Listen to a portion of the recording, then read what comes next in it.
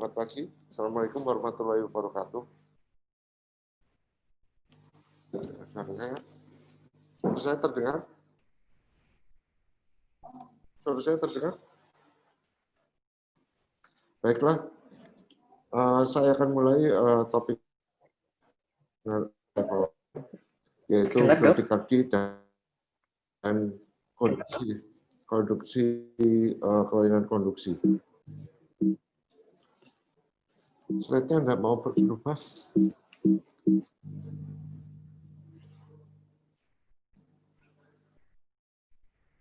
Oke, saya tidak ada sponsor di sini, jadi tanpa sponsor. Sebagai introduksi, bradyaritmia adalah suatu kelainan di mana heart rate-nya di bawah 60 kali per menit. Bradikardi ini bisa karena berhubungan dengan suatu kelainan patologis sebagai suatu bagian dari penyakit sistemik, misalnya penyakit jantung koroner atau kardiomiopati, tetapi bisa juga karena kelainan degeneratif dari sistem konduksi jantung sendiri yang bisa meliputi SA node, atrioventral node maupun distal conduction system. Dua kategori mayor dari bradyaritmia adalah sinus dysfunction dan AV conduction disturbance atau AV block. Sinus dysfunction itu adalah suatu kelainan di mana dikarenakan karena menurunnya otomatisitas dari SA node atau terjadinya suatu kegagalan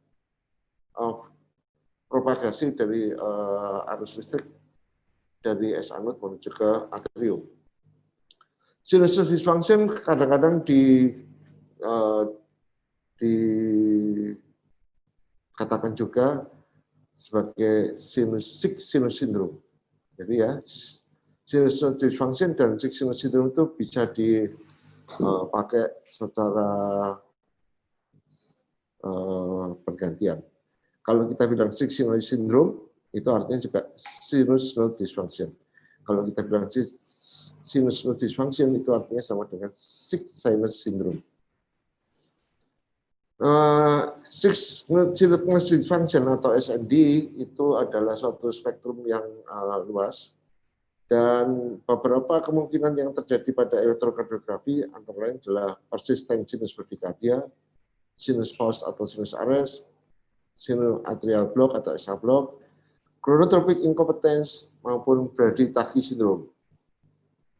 Persistent sinus bradycardia ini karena sinus SA node tidak bisa menimbulkan impuls yang normal, yaitu antara 60 sampai 100 kali per menit.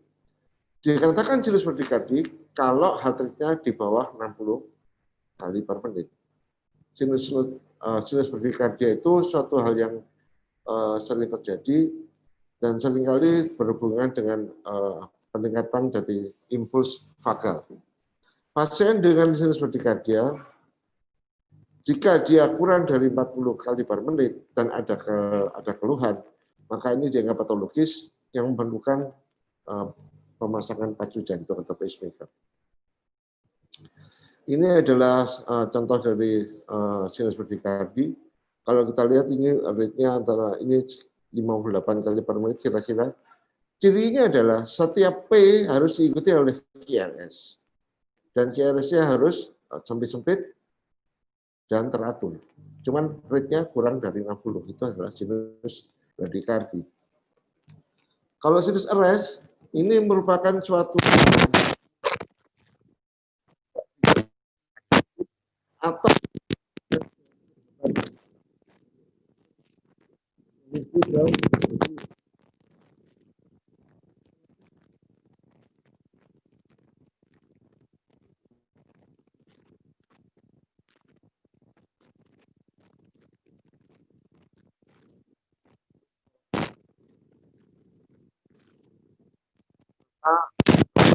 akan terjadi simptom itu bisa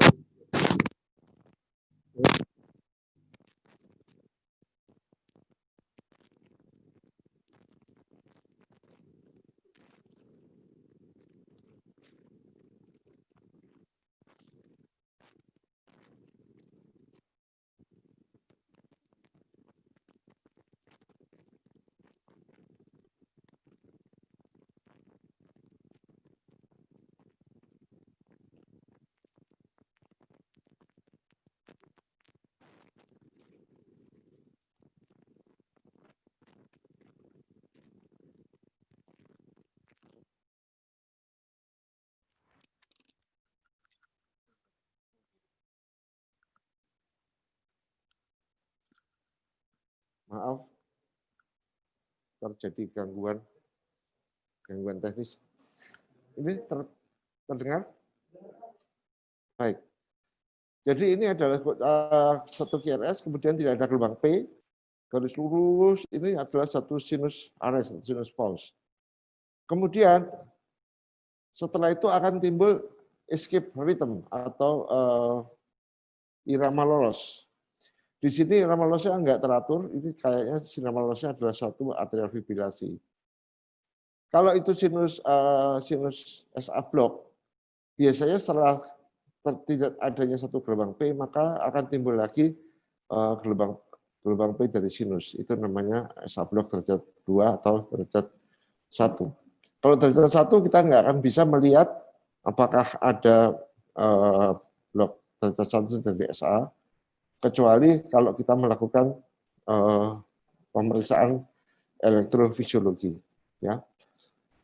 Jadi ini sinus atrial block adalah suatu kejadian di mana SA node bisa mengeluarkan impulsnya, tetapi tidak bisa menjalarkan impuls tadi menuju ke atrium.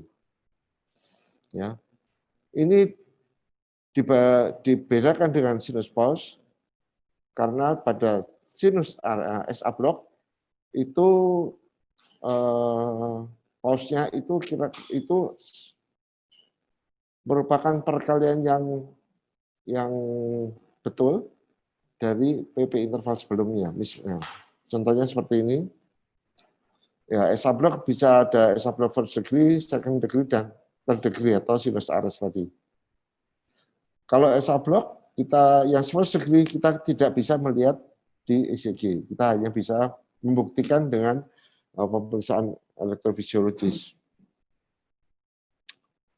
Nah, kalau ini adalah SA block derajat 2. Kalau kita lihat SA block derajat 2, cirinya adalah setelah gelombang P dari sinus yang biasa, maka setelah itu tidak ada gelombang P lagi.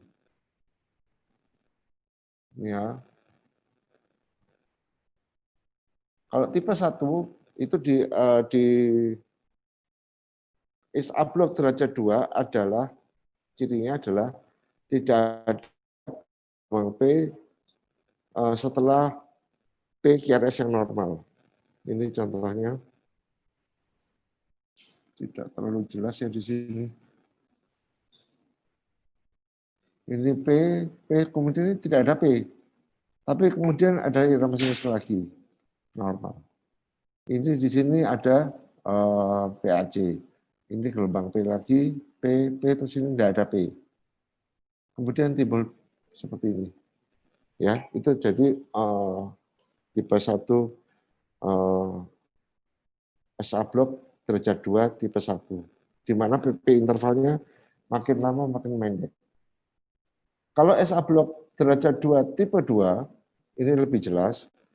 Kalau kita lihat gelombang PP-nya ini antara P1, P ini dan P ini tidak ada perubahan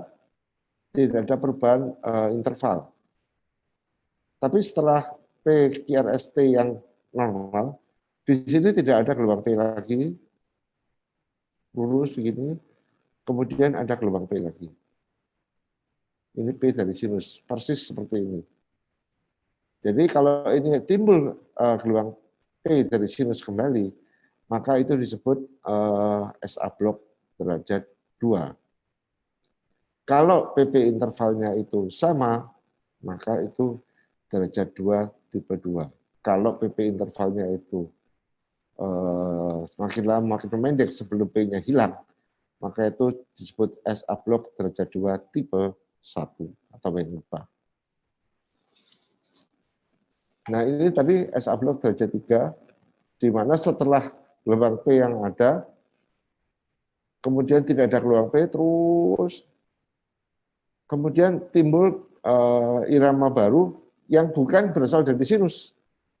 Sehingga sinusnya tetap tidak ada terus. Ini disebut sinus arrest atau sinus arrest atau SA block derajat 3. Kita nggak bisa membedakan. Hanya bisa dibedakan dengan elektrofisiologis tadi. Yang disebut chronotropic incompetence adalah di mana suatu keadaan di mana kalau penderita itu melakukan aktivitas, dia tidak dapat mencapai 80% dari heart rate maksimal sesuai dengan umur. Kita tahu heart rate maksimal adalah 220 dikurangi umur penderita. Misalnya penderita itu umurnya 40 tahun, maka maksimal heart rate-nya 220 kurangi 40 adalah 180. Kalau dia disuruh melakukan exercise stress test, tidak bisa mencapai 80% dari 180 kali per menit, yaitu kira-kira 160, maka itu disebut chronotropic incompetence. Kalau berarti tadi sindrom itu ya jelas kita lihat ada beberapa bagian yang menunjukkan takikardi, beberapa bagian menunjukkan bradikardi. Contohnya seperti ini. Ini adalah bradikardinya, sinus arrest itu ini. Kemudian itu ada ini sepertinya atrial fibrilasi. Ini berarti tachy syndrome. Ini merupakan salah satu bentuk dari sinus node dysfunction atau sick sinus syndrome. Bagaimana dengan AV conduction block atau AV block? Ini merupakan suatu bradikardi yang paling sering kita jumpai. Dibagi menjadi 3 bagian, yaitu first degree AV block, second degree AV block, dan third degree AV block. First degree AV block ditandai dengan pemanjangan PR interval, tetapi tiap P diikuti oleh QRS. Sedangkan second degree AV block ditandai adalah missing QRS, di mana adanya gelombang P yang tidak diikuti oleh QRS. Sedangkan third degree AV block itu adalah AV disosiasi.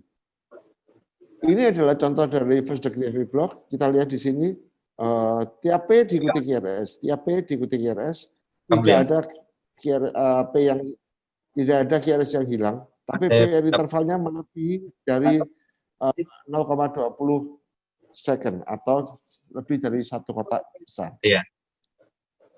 Sedangkan second degree AV block tandanya adalah suatu gelombang P yang tidak diikuti QRS, dibagi 2.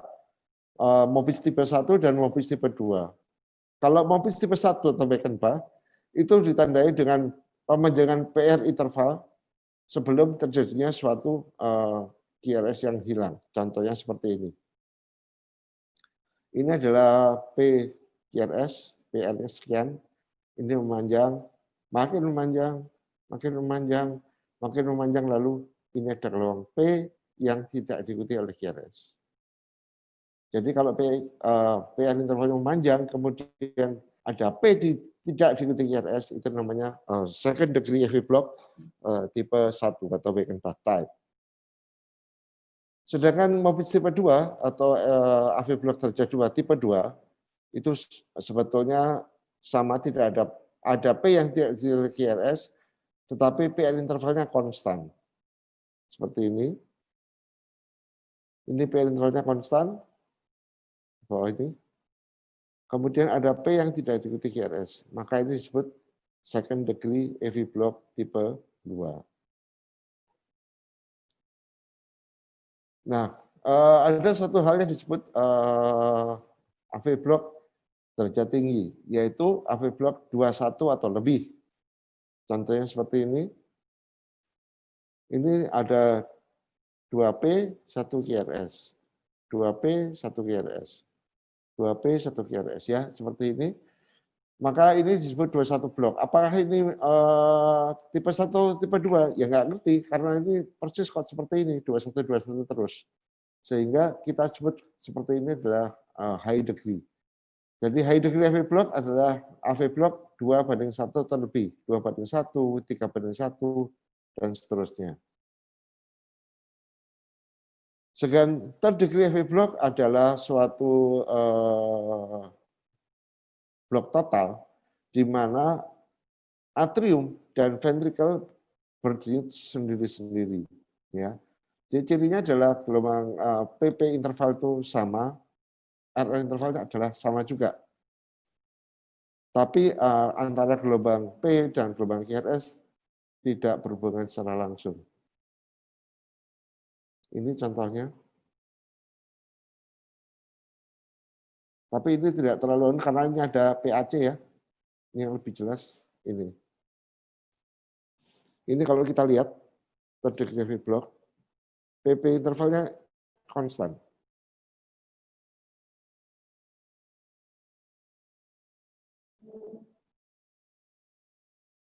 RR intervalnya juga konstan. Tapi RR interval dengan PP interval tidak sama. Jadinya kita lihat di sini, gelombang PT tidak menghiraukan adanya QRS atau ada atau tidak, dia diterobos saja. Kadang-kadang di depannya QRS, kadang-kadang masuk dalam gelombang T, kadang-kadang setelah gelombang T, dan kita lihat PR intervalnya selalu berubah.